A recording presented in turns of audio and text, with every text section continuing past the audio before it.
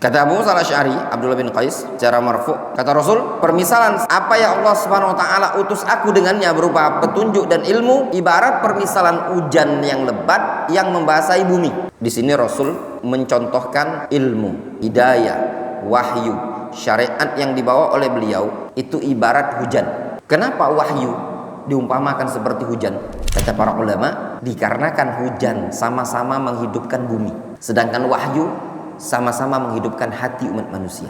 Makanya malaikat Jibril yang membawa wahyu sama malaikat yang mengatur turun hujan Mikail disebut dengan malaikatul hayat, sama Israfil satunya lagi. Israfil yang mana? Yang niup sangkakala. Al-Quran itu disebut dengan malaikatul hayat. Ya, dalam doa Qiyamul Lail Nabi sallallahu alaihi wasallam mengatakan Allahumma rabba Jibril wa Mikail wa Israfil. Kata Syekh Ibnu Utsaimin dalam syarah Al-Arba'in An-Nawawiyah, 3 malaikat ini disebut dengan malaikatul hayat. Jibril, malaikat yang membawa wahyu untuk menghidupkan hati umat manusia. Mikail, malaikat yang mengatur turun hujan di wilayah-wilayah bumi ini tadi untuk menghidupkan bumi ini tadi dengan hujannya tadi. Israfil, malaikat yang akan menghidupkan manusia dari setelah kematian yang diperintahkan oleh Allah Subhanahu wa taala dengan perantara trompet yang beliau tiup.